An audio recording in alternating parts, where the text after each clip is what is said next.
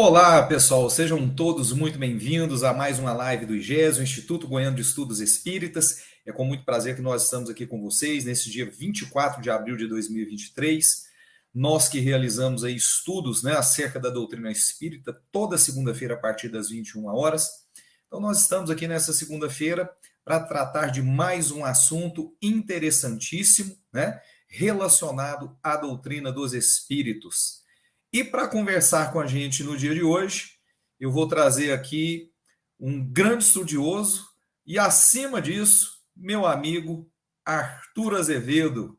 Seja bem-vindo, meu irmão. Tudo tranquilo? Tudo tranquilo, Adriano. Uma boa noite a todos aí. Realmente uma alegria muito grande estarmos aqui novamente. Nós que, a seu pedido, sempre procuramos atender prontamente devido à nossa amizade e, obviamente, acima de tudo, está o nosso compromisso em divulgar, a doutrina espírita como ela é, com base sempre nas obras fundamentais nos deixada por esse grande missionário que foi e é, Allan Kardec. É isso aí. Antes de mais nada, vamos fazer então a nossa prece inicial. Eu vou pedir que todos nós possamos fechar os nossos olhos físicos neste momento, que nós possamos elevar os nossos pensamentos ao querido Mestre Jesus, rogar ao divino amigo todo o amparo e proteção para estes momentos de estudo da doutrina espírita, pedirmos aos bons espíritos que também estejam nos amparando e intuindo nestes momentos, e pedindo o tratamento espiritual que todos nós necessitamos, que sobre todos nós possa estar caindo neste momento uma verdadeira chuva de bênçãos, a retirar de nós todas as energias pesadas e deletérias que porventura estejam nos envolvendo, e que, feita essa limpeza, a espiritualidade amiga possa nos proporcionar energias benfazejas, que nos trazem ânimo, coragem, vigor e, ao mesmo tempo, tranquilidade, paz e harmonia. E que todas essas luzes também sejam estendidas àqueles que são caros aos nossos corações, sejam estendidas àqueles que estão junto a nós, nos nossos lares, nos nossos ambientes de estudo e de trabalho, os nossos vizinhos, parentes, e especialmente aqueles mais pequeninos neste momento que se encontram em aflição, que possam ser alcançados pela misericórdia do Cristo neste momento. Muito obrigado, Senhor. Graças te damos, que assim seja. Graças a Deus. Pessoal, nós já temos aqui algumas manifestações através dos chats. Fernanda Linhares, de Floripa. Obrigado, Fernanda, por estar conosco. Deixa eu ver quem mais aqui. A Leila Reis também está conosco, deixando aqui a sua mensagem. O Paulo Sanches, de Presidente Prudente, São Paulo. Obrigado, Paulo, por estar conosco. Deixa eu ver aqui. A Leila, que é de Uberlândia, Minas Gerais. A Magna Fernandes também deixou aqui o seu boa noite. A Shirley Siqueira também está conosco, ela que fala de Poços de Caldas, Minas Gerais. Que bacana, Shirley. Faça sempre assim, esteja sempre aqui conosco nos nossos estudos aqui da segunda-feira às 21 horas, aqui no IGESE falando de Espiritismo. E aí já fica também o pedido aí a todos vocês, que possam prestigiar o nosso canal no YouTube, o canal do IGESE, o Instituto Goiano de Estudos Espíritas, que você possa se inscrever, que você possa ativar as notificações, curtir e compartilhar os nossos vídeos, inclusive este que você está assistindo. Isso é muito importante para que o nosso conteúdo tenha maior engajamento, maior repercussão e possa ser indicado aí pelo algoritmo, a mais pessoas, tá bom? Então fica esse pedido encarecido e que vocês também possam nos buscar nas redes sociais, IGESE, Instituto Goiano de Estudos Espíritas, Instagram, Facebook, por meio das quais você vai acompanhar a nossa programação, tá? Vai ficar sabendo tudo que o IGESE tem feito aí, todo o trabalho que o Instituto Goiano de Estudos Espíritas tem realizado. Isso é muito importante para a gente também. E agradecer imensamente os nossos parceiros de transmissão, os canais que retransmitem esse conteúdo: TV Goiás Espírita, TV Secal, Rede Amigo Espírita, Web Rádio Fraternidade, canais parceiros que a gente já agradece aqui de coração, por estarem conosco. Isso é muito importante para nós. Então fica aqui aquele abraço carinhoso, de reconhecimento a todos esses nossos parceiros. Muitíssimo obrigado por essa parceria que a gente espera que perdure aí por muito e muito tempo. E mandando um abraço aqui também para Eliette Vilela, que também está conosco. Só vou pedir para quem não falou aqui a cidade, para que mencione, por favor, para que a gente também possa mandar abraços para as cidades de vocês, tá bom? Então vamos lá. Para quem não conhece o Arthur, eu tenho certeza que a maioria dos que estão conosco aqui já conhecem, né? Mas o Arthur Azevedo, iniciou seus estudos na doutrina espírita aos 13 anos, né? Lá nos idos de 1984, no Grupo Espírita Irmão Pestalozzi, em Nova Friburgo, Rio de Janeiro. Aos 22 anos, 1993, atuou como orientador de mocidade da União da Mocidade Espírita de Niterói, um centro tradicional daquela cidade. Ao mesmo tempo, colaborou como evangelizador no Grupo de Apoio ao Menor, GAM, hoje Casa de Batuíra e Unidade do Lar Fabiano de Cristo, que prossegue no trabalho de assistência junto aos moradores de populosa favela em São Gonçalo, Rio de Janeiro. Em 1999, foi eleito presidente do centenário Centro Espírita Friburguense, na cidade de Nova Friburgo, Rio de Janeiro, sendo que por cerca de 4 anos apresentou, juntamente com o confrade José Manuel Ferreira Barbosa, 2 programas espíritas em rádios locais, Friburgo AM e Conquista FM, e um programa de TV Zoom Canal 10. De volta a Niterói, foi orientador de estudos da Federação Espírita do Estado do Rio de Janeiro, a FEERJ, e membro da ADE, Associação dos Divulgadores do Espiritismo do Rio de Janeiro. Já promoveu estudos em forma de palestra em cidades dos estados do Rio de Janeiro, São Paulo, Goiás, Maranhão.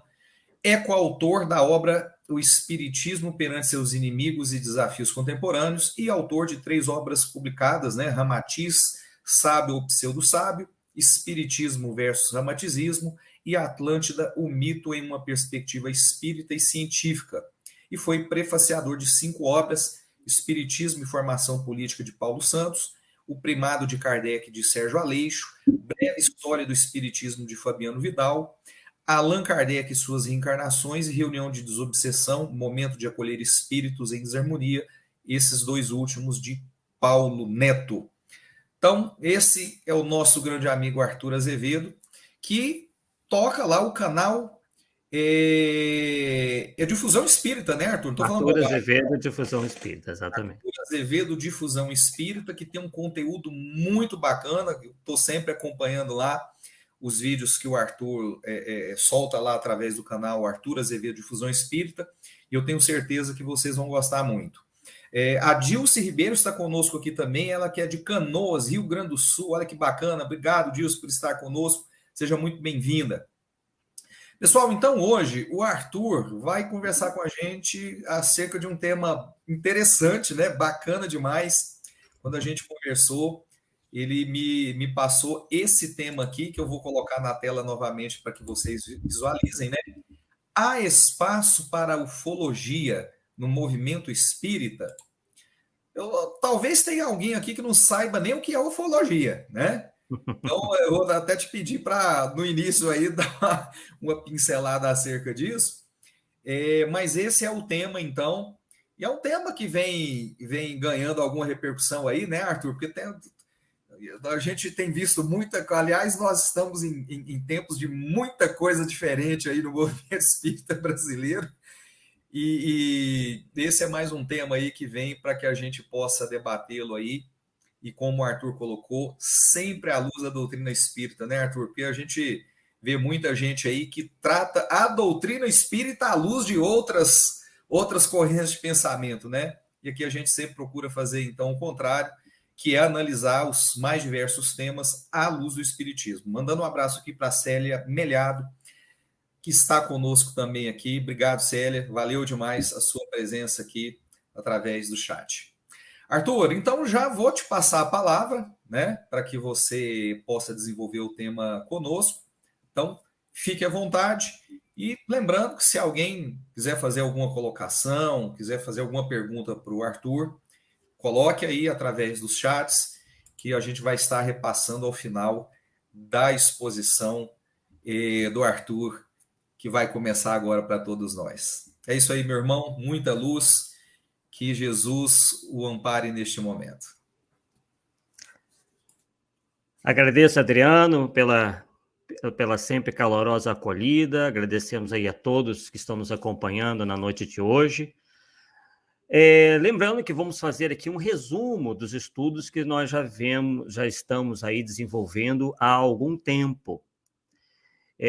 Uma vez que, com a publicação do meu primeiro livro, Ramatiz Sábio ou Pseudo-Sábios, nós já vínhamos tratando dessa temática, claro que ainda não de maneira muito aprofundada, mas esse tema foi abordado naquele meu primeiro livro, uma vez que foi, através dos livros supostamente psicografados por Hercílio Mais, que se teve aí as primeiras menções a discos voadores através do livro A Vida no Planeta Marte e os Discos Voadores. E nós fizemos ali uma análise crítica e, obviamente, que ao longo dos anos, esse livro foi lançado em 1997, né? Inclusive, tivemos a oportunidade de lançá-lo na Bienal do Livro do Rio de Janeiro, pela editora M, né? E, desde então, vemos aí, de certa maneira, estudando esse assunto e percebendo que, ao longo do tempo, o espiritismo vem sendo arrolado no meio ufológico como sendo assim uma doutrina como que parceira das teses da ufologia.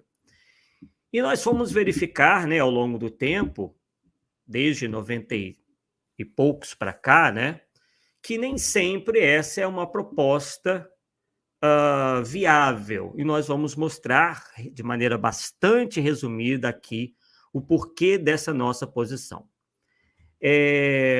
Da mesma maneira que há muitos confrades que defendem esse casamento, que defendem que, de certa forma, há uma ideia de complementariedade, nós não pensamos assim. E procuramos demonstrar, ao longo de vários vídeos lá no canal, de maneira bastante detalhada, todos os porquês de nós acharmos, né, nós considerarmos que as teses da ufologia colidem, em sua grande maioria, com o que nos ensina a doutrina espírita, né?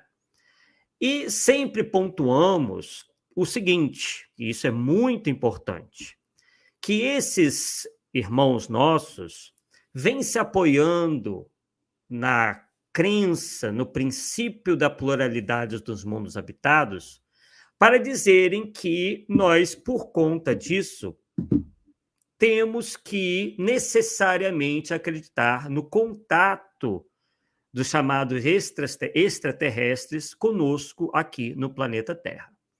E nós sempre dizemos, pessoal, uma coisa é uma coisa, outra coisa é outra coisa. E aí até brincamos, né? Não brincamos, mas nós falamos assim, damos esse exemplo meio que pitoresco, que é o seguinte: o fato de alguém não acreditar que Chico Xavier fosse a reencarnação, tenha sido a reencarnação de Allan Kardec, não a faz desacreditar na reencarnação. Nós acreditamos na reencarnação? Sim, mas não acreditamos, por exemplo, que Chico Xavier, por mais respeito que tenhamos por ele, tenha sido a reencarnação de Allan Kardec. Então, a mesma coisa, né, nós chamamos a atenção. Acreditar que haja vida em outros planetas, em outros mundos, é uma coisa. Acreditar na possibilidade de que eles venham nos visitar já é outra, e isso carece muitíssimo de comprovação. Mas vamos lá, então vamos entender aqui o porquê. A minha conexão parece que não está tão boa, né? Vamos tentar ver aqui, parece que o meu problema no meu computador, nós vemos enfrentando esse problema já há um bom tempo. Deixa eu ver se eu consigo... acho que deu uma melhorada aqui, vamos lá. Agora melhorou, vamos lá. Bem, então nós lembramos o que nos dizem os espíritos acerca de vida em outros planetas.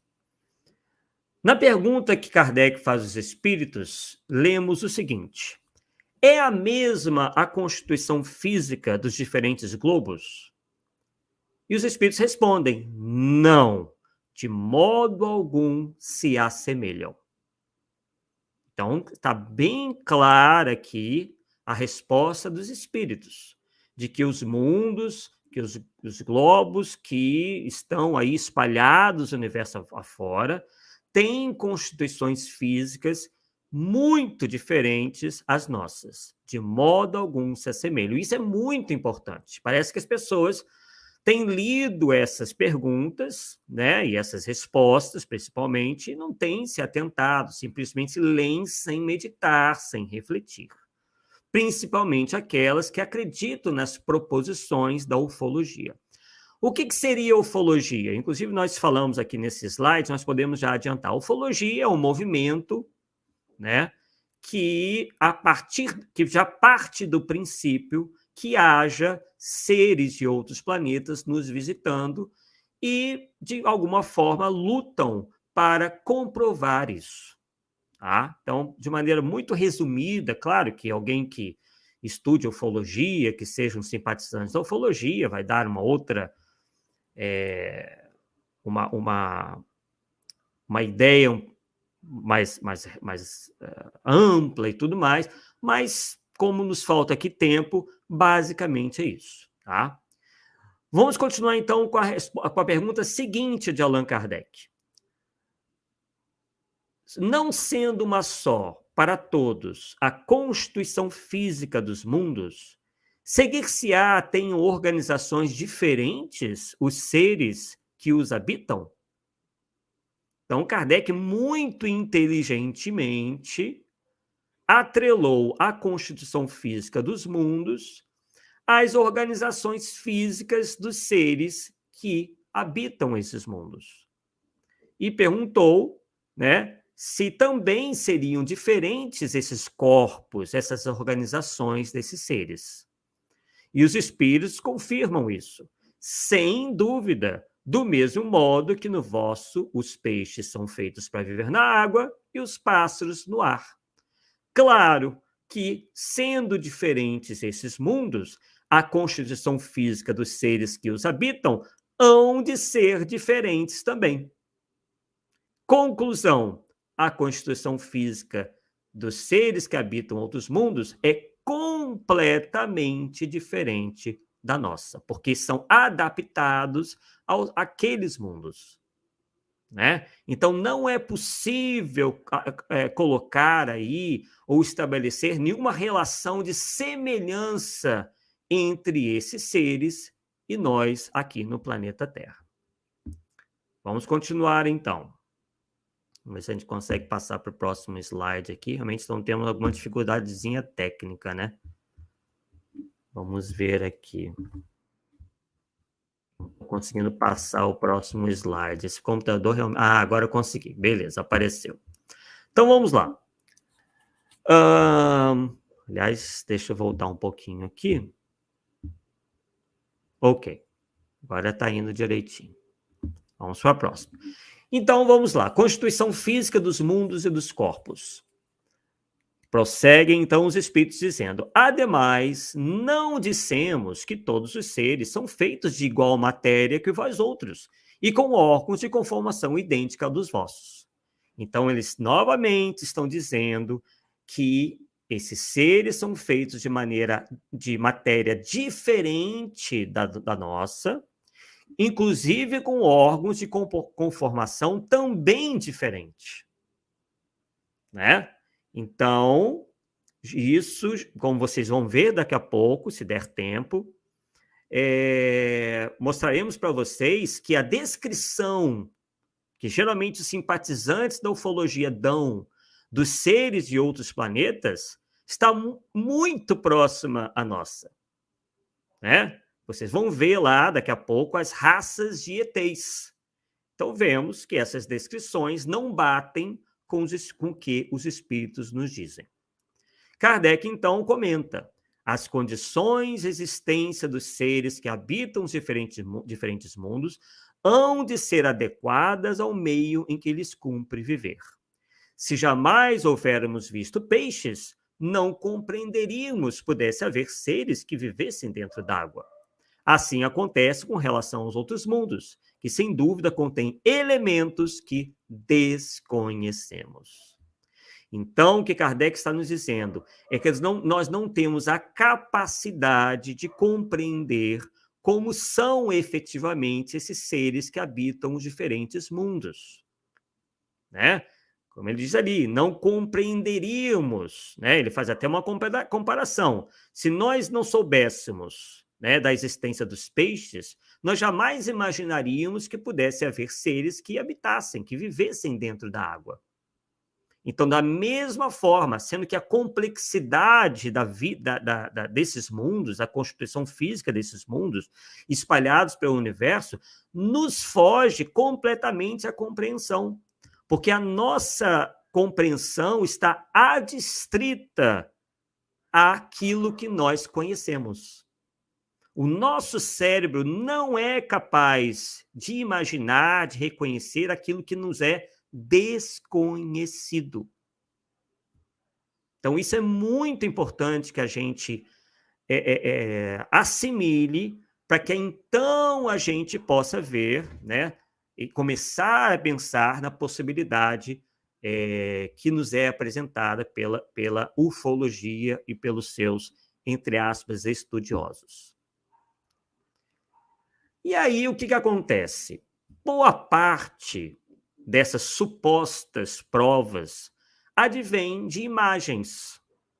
E aí nós separamos algumas imagens que são tidas pelos simpatizantes da ufologia, os seus defensores, as pessoas que acreditam, os próprios ufólogos, que são utilizadas, né, como sendo indícios ou até mesmo provas da existência desses seres, né? Não que eles não existam, mas da existência desses seres nesta ou naquela condição. Vamos lá.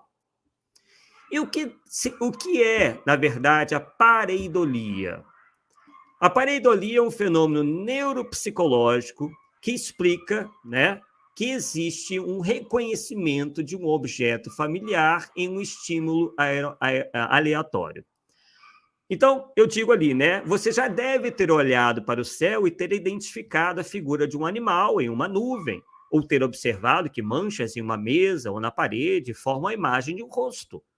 Esse é um fenômeno psicológico chamado pareidolia. É quando a gente olha para alguma coisa, né, que não tem nada de humano, mas enxerga ali alguns traços de humanos.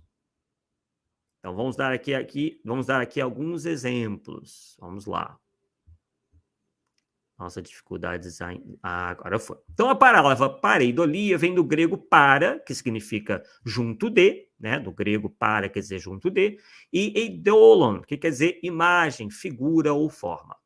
As associações da pareidolia podem acontecer também com sons, quando, por exemplo, reconhecemos falas em músicas que são tocadas ao contrário. Quem não se recorda, pelo menos, de ouvir falar das lendas urbanas sobre mensagens subliminares em discos de vinil, né? Quem é daquela época, quando eram tocados em sentido inverso, né? As pessoas encontravam tudo lá, encontravam cantoras de música infantil fazendo alusões ao demônio e coisas assim, né? Tudo porque encontravam sons que se assemelhavam a palavras conhecidas. Então, também é um fenômeno de pareidolia. E aí fomos, né, recolher algumas informações dos especialistas na área, como o Fabrício Veloso, que é um neuropsicólogo, né, que disse que essa tendência de encontrar padrões com significado em imagens ou sons aleatórios está relacionada com a capacidade que o nosso cérebro possui de transformar nossas percepções em algo familiar, ou seja, relaciona-se à forma como construímos o mundo ao nosso redor. Então, estímulos visuais, sonoros, aleatórios tendem a ser traduzidos, reconhecidos e associados por nossos cérebros a objetos e estímulos que nos são familiares. e nada mais familiar para humanos, como nós, desde a infância, do que outros rostos humanos. Daí a frequência da identificação de faces, onde elas não existem objetivamente. Então, vamos logo aqui para o exemplo. Vamos lá, que nosso tempo é um pouco curto. E eu cito justamente um caso que é tratado nesse livro A Vida no Planeta Marte e os Discos Voadores, que foi justamente o livro que começou a tentar ligar a ufologia ao espiritismo, onde ele diz lá, por exemplo, que o astrônomo italiano Giovanni Schiaparelli teria realmente encontrado canais no planeta Marte, através do seu telescópio, que, na verdade, em 1877, era um telescópio ainda muito pouco potente. Então, ele afirma lá que realmente há esses canais. Esse é o livro, A Vida no Planeta Marte e Discos Voadores, que foi justamente o livro que começou com esse namoro dos espíritas em relação a esse namoro com a ideia de discos voadores, de visitação dos marcianos e habitantes de outros planetas. Inclusive, os ufólogos geralmente fazem alusões, e isso eu mostro lá nos meus vídeos, constantemente a esse livro.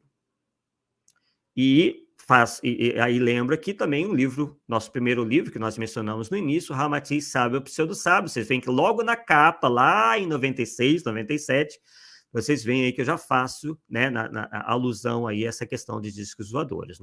Ali embaixo o planeta vermelho, aí o que seria ali um cometa, os discos voadores ali na parte superior e etc. Então, vamos lá. Mudando aqui os slides. Bem, então consta essa questão aí do Schiaparelli e o espírito passa a descrever, então, a paisagem física do planeta Marte, tá? Então, não estamos falando aqui de nenhuma descrição de alguma dimensão do mundo espiritual, alguma dimensão espiritual. Não. O espírito está fazendo uma descrição física de como é Marte. Tanto é que ele se utiliza das observações de um astrônomo encarnado, na época que era o Schiaparelli, um astrônomo italiano. Isso é para que vocês vejam, pessoal, que a gente tem que ficar muito muito atento às supostas descrições de espíritos acerca de vida em outros planetas, tá? Mesmo Allan Kardec sempre colocou essas descrições como hipotéticas. Ele nunca afirmou nada a esse respeito. Ele sempre usa o futuro do pretérito, que Marte seria inferior, Júpiter seria superior, mas nunca fecha a questão, tá? Porque ele sabe que os espíritos, inclusive, não podem se adiantar e não devem se adiantar em trabalhos que competem a nós e a nossa ciência, tá? Então, essa deva ser a nossa postura enquanto espíritas, Não podemos afirmar nada nesse sentido, uma vez que cabe à ciência humana a verificação da vida em tal ou qual mundo, em tal ou qual planeta, ou em tais ou quais condições. Então, veja então, rapidamente, a descrição que ele faz do planeta Marte. Vêem-se manchas claras e escuras, havendo linhas de comunicação entre as áreas escuras, os chamados canais. Conclui-se que os lugares escuros são mares, ligados entre si através da Terra por meio de rios ou canais. No decorrer de um ano de Marte, pode-se averiguar modificação da cor das partes de terra, o que indica vegetação, matas e etc. Pode-se verificar ainda que Marte tem atmosfera de composição quase idêntica à da Terra. Ocasionalmente observam-se nuvens. Nos dois polos aparecem durante o inverno de Marte regiões brancas, que durante o verão recuam, o que leva a concluir que há gelo e degelo. Nos anos de 1882 até 1888, o astrônomo italiano Schiaparelli averigou duplicação de alguns canais. A duplicação de um canal dá-se muito depressa, dentro de alguns dias, durando por toda uma estação do ano. A duplicação não era, porém, visível cada ano, ao mesmo tempo, em todos os canais. E aí, como sempre, né, fazendo uma alusão ao princípio da pluralidade dos mundos habitados. Na casa do meu pai há muitas moradas. Nisso estamos de acordo. Não estamos de acordo em relação a todas essas fantasias que pervagam por aí, tentando dizer, por exemplo, ou provar que os ETs estão nos visitando, que eles vêm aqui fazer isso e aquilo. Inclusive, vou mostrar para vocês ainda hoje. Mas vamos lá. Então, esse foi o mapinha que o Schiaparelli fez, né, baseado nessas imagens, nesse telescópio um tanto ainda limitado, ele imaginando que havia todos esses canais aí. E isso teria sido, né, lá nos anos 50, confirmado pelo suposto espírito Ramatiz. Esse é um outro esqueminha dos tais canais. E aí também o Percival Lowell, né, algum tempo depois, comprou essa ideia dos canais e começou a divulgar que aquilo seriam canais construídos por marcianos. Tá? Percival Lowell foi o primeiro a divulgar essa teoria aí de que os marcianos é que faziam todos esses canais.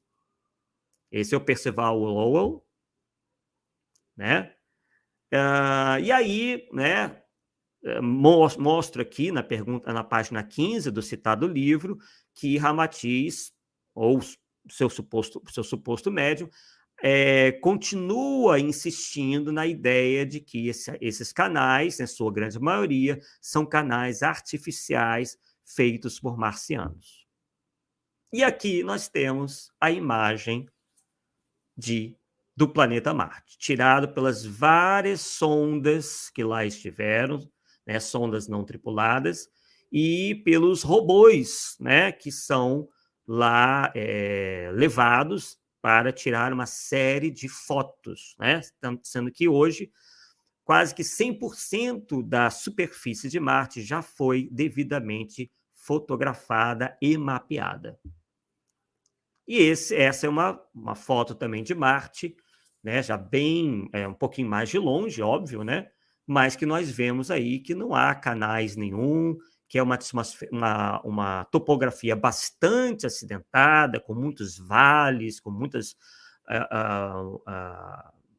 depressões também, como vocês podem ver aí, e não há qualquer canal. Na verdade, aquilo foi uma ilusão de ótica, né, ocasionada por um telescópio ainda muito pouco desenvolvido àquela época. E nós vemos aí que não tem mar nenhum em Marte, não tem vegetação nenhuma em Marte, tal como foi descrito pelo espírito Ramatiz, na sua constituição física. Tá? Tem pessoas que andam defendendo, aí, querendo defender a tal obra, dizendo que ele estava descrevendo uma paisagem espiritual, e não é isso. Tá? Nós provamos por A mais B que não é isso. Mais alguns exemplos de pareidolia. Um caso bem recente, que também fez bastante barulho, envolveu uma foto tirada em 2007 pela sonda Spirit, que é uma das precursoras da outra sonda, a Curiosity. A imagem mostra algo que se parece com uma figura humanoide, com os braços estendidos. Aí, ó, mais um efeito da pareidolia, né? Foi tirada essa foto aí e teve gente que já entendeu que ali era um marciano. Vamos prosseguir. Agora deem uma olhada na foto a seguir, tirada por um satélite em 2001. Pode não parecer, mas ela retrata a mesma estrutura que por décadas ficou conhecida como o rosto de Marte, localizada na região marciana de Sidônia, só que em uma resolução muito melhor. Então vamos ver aqui esse rosto marciano. Pessoal, como está com o meu som aí, a imagem? Está tudo certo? Deem ok para mim. Então, na parte inferior direita da imagem está a imagem mais antiga, né?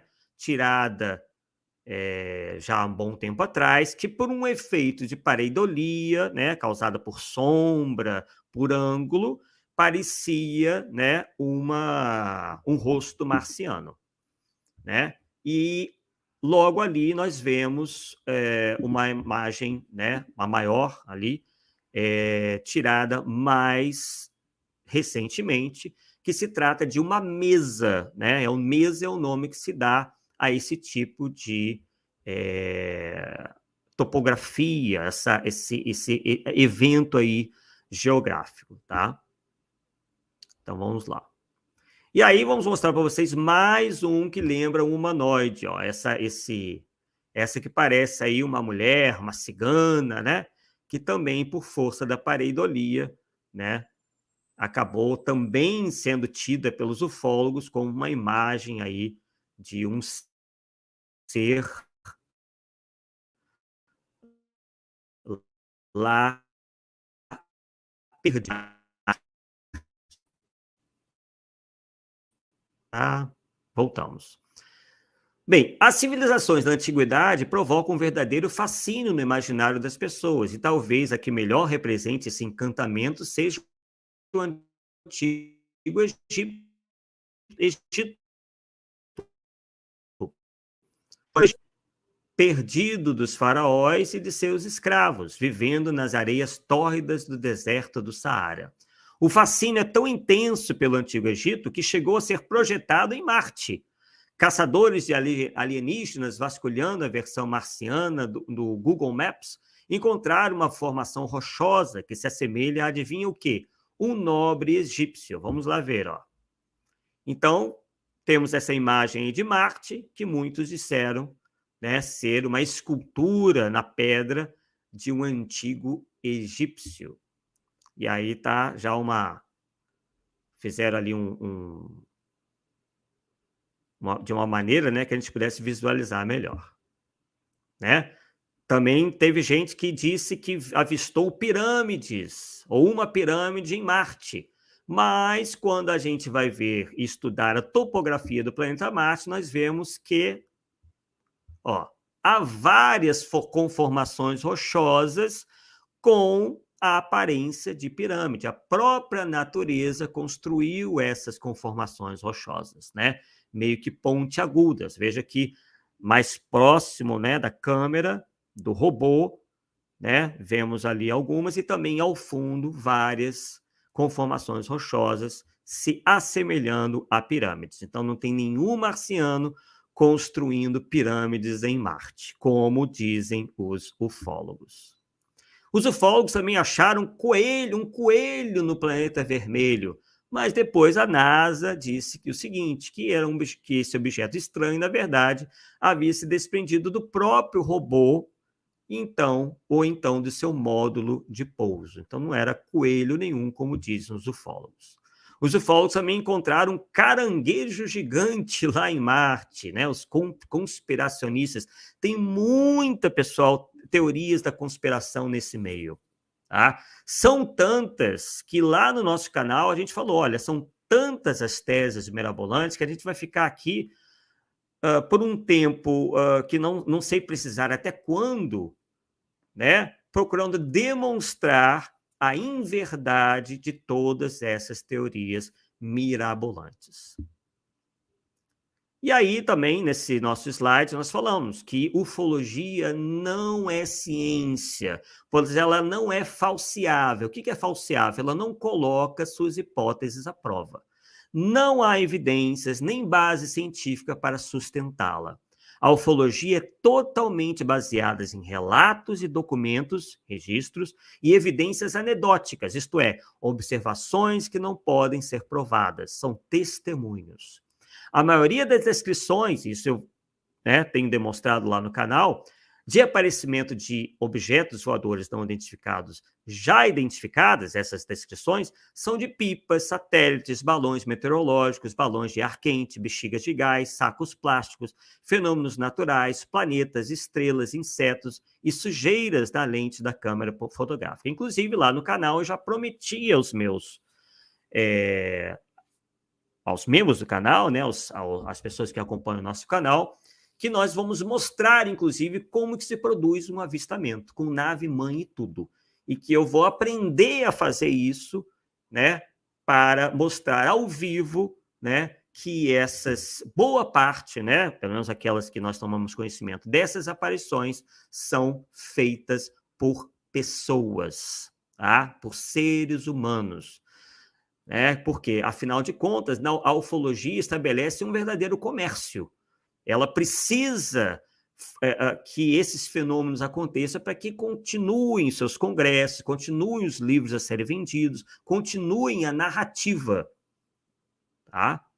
Então, é preciso que a gente fique atento em relação a isso. E aqui, rapidamente, porque o tempo já está se esgotando, ver se eu consigo passar aqui. Vamos ver. Aqui alguns fenômenos naturais, tá? Que geralmente, quando vistos, são tidos como avistamentos de discos voadores, como o halo solar, por exemplo. Aqui um outro halo solar, outro também. Os sundogs, né, que é o nome que se dá tecnicamente a esses fenômenos de luz aí. As nuvens lenticulares, né? Olha, mais aí registros de nuvens lenticulares, o halo lunar, né? E aí nosso questionamento, poderia haver comunicação extraterrestre, né? E aí, para nós fecharmos aqui, já chamarmos aí o nosso amigo aí de volta, vamos então fechar com essa questão aqui, ó. Sendo esses seres de uma o Adriano, né? Sendo esses seres de uma constituição corpórea sutil e etérea, conforme aprendemos na doutrina espírita, a feição do nosso perispírito, para que necessitariam eles de naves? Então, recordando rapidamente, os espíritos nos dizem que quanto mais elevados são os espíritos que encarnam nesses mundos superiores, mais sutis e etéreos são os corpos, né? Inclusive se assemelhando muito ao nosso perispírito. Então, eles não necessitariam de nave nenhuma para se comunicar conosco, né? Assim como Mozart, né, teoricamente, teria vindo, né, até o grupo mediúnico de Allan Kardec, né, se comunicar. Ele diz lá claramente, né, que veio em espírito. Não precisou de nave nenhuma, nenhum disco voador trouxe Mozart, né? Não é necessário. Se ainda necessitam de naves físicas tidas como avançadas, porém grosseiras e materiais, isso então indica que podem não ser tão adiantados quanto se imagina. E se realmente não forem, se esses seres não forem tão adiantados, o que leva a crer que ainda não nos tenham atacado? Inclusive, os próprios ufólogos dizem que há seres extraterrestres para o mal, né? Ora, se há seres extraterrestres do mal nos visitando, isso dizem os ufólogos, por que então não nos teriam atacado se, inclusive, são maldosos, inferiores, né? Alguns deles, inclusive, dizem por aí em lives espíritas que há guerra entre os mundos, que um mundo fica atacando o outro, né? Que os ETs ficam se atacando uns aos outros. Ué, então, mas por que então não teriam atacado o planeta Terra, né? Então, são questionamentos. É o que eu costumo lembrar lá nos nossos vídeos. Nós não estamos dando respostas para tudo. Nós estamos fazendo questionamentos, uma vez que há muitos mais questionamentos do que respostas. E ainda, se são superiores, o que teriam a aprender conosco? Não teriam eles lembranças de outras existências, de modo a recordarem-se da vida que tinham em mundos de provas e expiações e das condições de vida por aqui? Se podem se deslocar espiritualmente sem serem vistos, por que necessitariam de aparições espetaculosas e manifestações até ridículas, como as dos agróglifos antes atribuídas a demônios?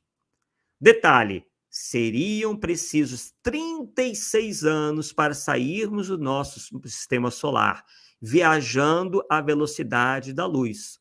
E aí os simpatizantes da ufologia costumam dizer, mas tem os buracos de minhoca. Eu vou mostrar para vocês rapidamente o que são os buracos de minhoca.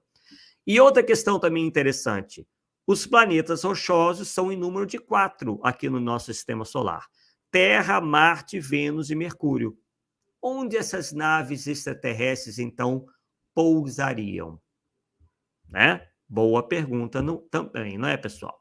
Então, o buraco de minhoca é uma curta passagem no espaço-tempo que conecta diretamente 2 universos ou 2 regiões distantes dentro do mesmo universo. Esta é uma teoria advinda da astrofísica, tá? O buraco de minhoca é um termo popular que, na verdade, tem o nome de ponte de Einstein-Rosen. Mas essa, pessoal, é apenas uma possibilidade. Não se sabe, por exemplo, que se um corpo atravessando o buraco de minhoca teria efetivamente condição de continuar existindo, uma vez que ele poderia se desintegrar, né? Então, essa é uma tese que os ufólogos tiraram da ciência para justificar que os extraterrestres poderiam se utilizar desse atalho para chegar até nós ao longo do espaço incomensurável, né, dessas distâncias incomensuráveis. E aqui vamos mostrar aqui rapidamente, para chegarmos aqui, para passarmos para o Adriano, os chamados agróglifos, que os ufólogos até hoje, né, a maioria deles dizem ter sido construídas, né, feitos, né, esses desenhos nas plantações pelos extraterrestres, né? E esses desenhos, as plantações, no passado eram atribuídas a demônios, né? Mas então nós vamos mostrar para vocês, na verdade, quem é que andava fazendo esses desenhos na madrugada, e quando os fazendeiros chegavam, se deparavam com a sua plantação com uma série de problemas, né? E com esses desenhos aí. Aí, ó, são seres humanos como nós fazendo um agróglifo, ou agroglifo, como alguns dizem, né? Aí, se utilizando das técnicas. E esse foi um dos primeiros, né? Um fazedor de agróglifo inglês, que depois de alguns anos se mostrou, né? E disse que foi o autor, né? O construtor de boa parte dos agróglifos lá, que eram atribuídos como sendo feitos por extraterrestres. E neste livro, o Matthew Williams, né, mostra, né, para as pessoas, esse livro, como que se faz um agrógrafo e por que eles se escondem e se esconderam durante todo o tempo. É porque eles têm que invadir as propriedades, isso é ilegal, e ainda por cima acabam danificando a plantação. Então, eles fazem lá os desenhos no meio da madrugada e depois têm que se evadir do local, porque os fazendeiros podem atirar neles, podem chamar a polícia, enfim, eles teriam uma série de problemas. E também indica que há, inclusive, concursos entre eles, né, para ver quem faz o agrógrafo mais bonito, né? E esse é um agrógrafo que surgiu lá na Califórnia, né, que também acabou tendo uma grande repercussão. Os californianos se depararam com o primeiro agrógrafo no seu estado, né, e começaram a se animar, obviamente, sempre atribuindo aos extraterrestres. Só que, na verdade, no dia 5 de janeiro de 2014, a fabricante de microchips especializados para computação gráfica NVIDIA publicou em seu blog a verdade, que o tal agróglifo era, na verdade, um golpe publicitário, uma peça publicitária, para divulgar o lançamento do Tegra K1, que é um processador móvel usado em automóveis, tablets e telefones celulares. Bem, pessoal, nosso tempo está esgotado. Vamos passar, então, a palavra para o Adriano, né, que vai, então, dar prosseguimento aí à nossa live de hoje. Para quem ainda, né,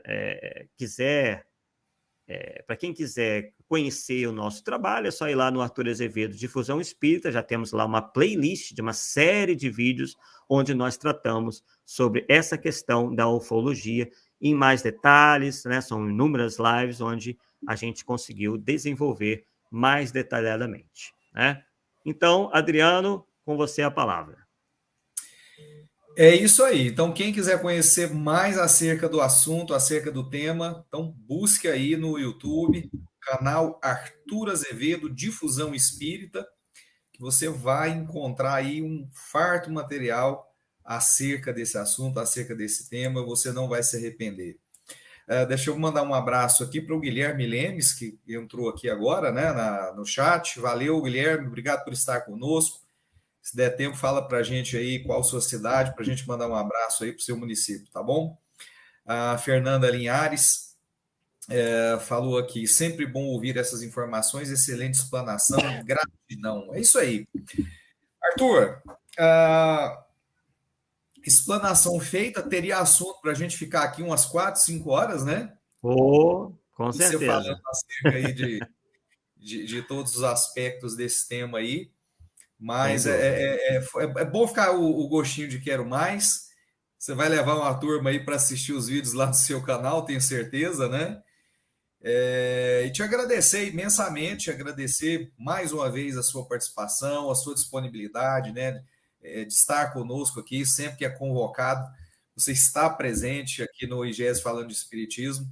Então, te agradecer demais, agradecer aí a sua participação e pedir que você faça mais uma vez aí, acho que nunca é demais, reforçar a divulgação do canal Arthur Azevedo, Difusão Espírita, do que você fala lá no seu canal, enfim, quais Sim. conteúdos você tem. Divulga novamente, por favor, aí o canal Difusão Espírita. Sim, Adriano, eu vou aproveitar a oportunidade para você, inclusive o seu canal aqui, né, o canal do IGESE, ele é sempre uma porta aberta para que a gente sobre o que vem acontecendo no movimento espírita. Um dos problemas que nós temos justamente visto é o crescimento desse tema da ufologia dentro do nosso movimento, justamente porque é um filão sensacionalista. Tá? Isso vem sendo explorado por pessoas que se dizem espíritas, que se dizem divulgadores espíritas, apenas para conseguir likes, conseguir holofotes. A gente sabe como é um tema com muito apelo, né? Eles, obviamente que essas apresentações acabam atraindo a atenção de muita gente, tá? Não nos foi possível aqui colocar, mas essa questão da ufologia é algo que e da crença na existência dos discos voadores tem uma origem, tá? Que a gente inclusive estuda lá no canal, por que há tantas pessoas que acreditam. E a gente pode aqui resumir da seguinte maneira: isso tudo foi incutido na nossa cabeça pela mídia de maneira geral. Inicialmente pela literatura, né? Inclusive eu mostro lá, inclusive até revistas em quadrinhos, e depois isso acabou migrando para o cinema, né? Então, as pessoas passaram a confundir ficção com realidade e se afastaram da ciência, se afastaram da lógica, se afastaram do raciocínio, se afastaram de tudo para viverem essa coisa, né? Essa ideia de que os extraterrestres vêm aqui toda hora, que fazem desenhinhos nas plantações, que abduzem pessoas, colocam-lhes chips, enfim, tudo isso que, na verdade, é fruto de uma imaginação muito fértil e de pessoas que, infelizmente, se utilizam disso para ganhar dinheiro. Infelizmente, é um grande comércio, é um grande negócio que foi achado por alguns ditos divulgadores espíritas para chamar a atenção. Infelizmente, a realidade que nós constatamos é bem essa. E quem começar, né, a desenvolver um pouquinho só de senso crítico, certamente vai chegar às mesmas conclusões. Quem, obviamente, então, novamente está feito aí o convite, né, para que visitem lá o nosso canal, que é monetizado, mas eu vivo mostrando lá que nós nunca recebemos nada do YouTube, não temos a menor intenção de ganhar dinheiro com isso, de ter alguma espécie de vantagem, só que é um tema que nós já estamos aí pesquisando há anos e nesse tempo todo nós só temos nos deparado com grandes farsas, né, nessa grande indústria que se chama a ufologia. É isso aí. Eu gostaria de mandar aqui um grande abraço aos canais parceiros que retransmitem o nosso conteúdo.